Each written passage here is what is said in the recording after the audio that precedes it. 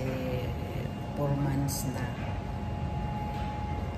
Nag-maintain nag-ano ako ng gamot ko para sa cholesterol.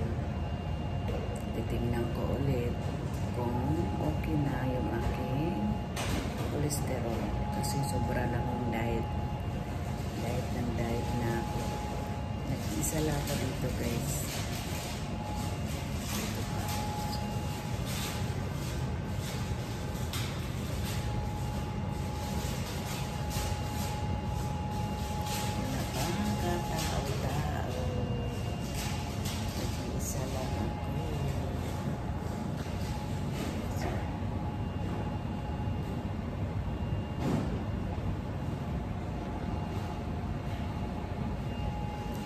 Nag-aayos pa sa loob, naglilinis pa.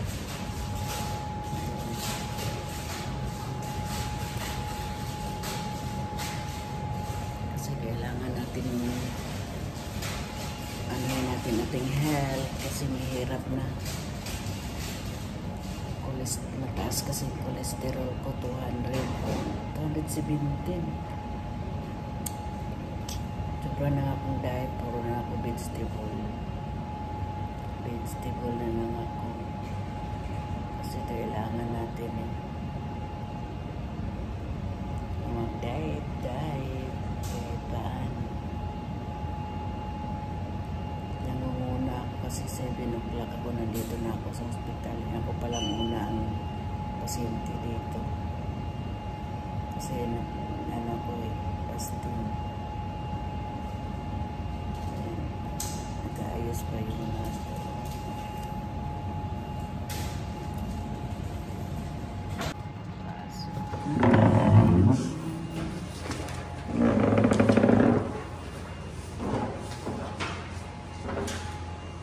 pasok na tayo, guys. Pasok na tayo.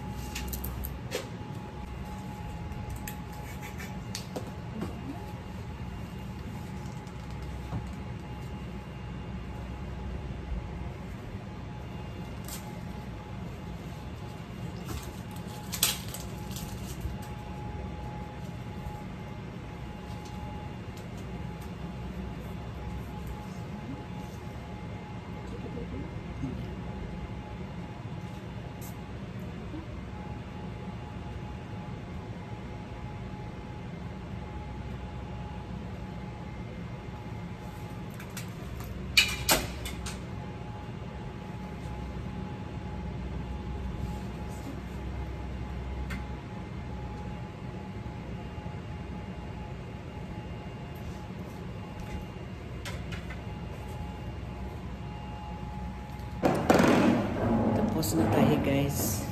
Bababa na tayo. Bababa na.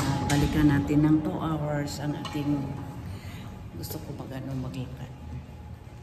Maglakad lang ako. Nasa 3rd floor ako. Para exercise. Uy, nag-map man. Naka-map man. Dandahan na lang tayo kasi naka-map. Basa ang floor.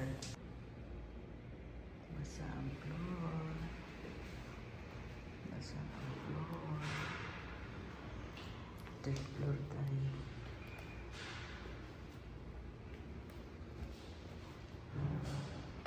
Wala pang katao-tao. Madilim pa. Yan, 3rd floor.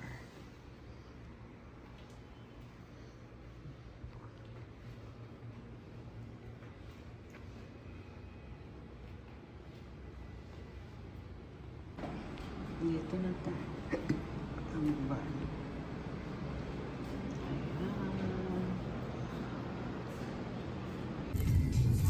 Kape muna tayo, guys, kasi katapos lang natin kumuha. Kuha ng dugo. Kasi fasting tayo, nagutom. Punta kami dito sa cafeteria. Kape. Kasi nagutom na.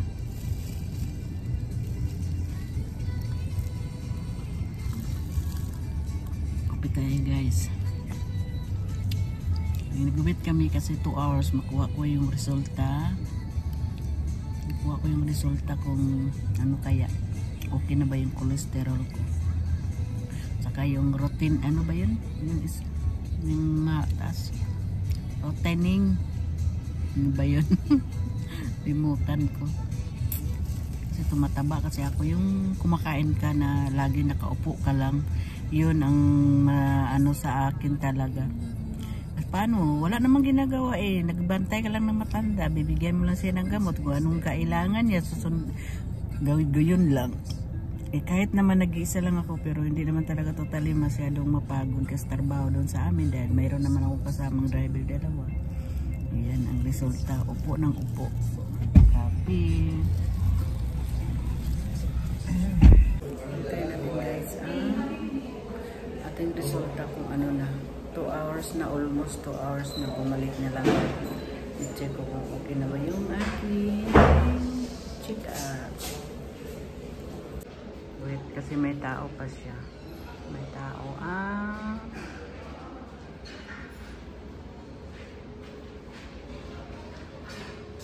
Kunti lang naman ang tao. Wait lang natin matapos yung isang guest niya kasi tanungin natin guys kung okay na. Ano, babalik pa kami bukas kasi oras na ng trabaho. Alas 10 na. Alas 10 media na guys. Sige, balikan ko kayo guys. Bawal kasi mag-video doon sa loob ng doktor. Sabihin ko na lang kung anong result. Okay guys.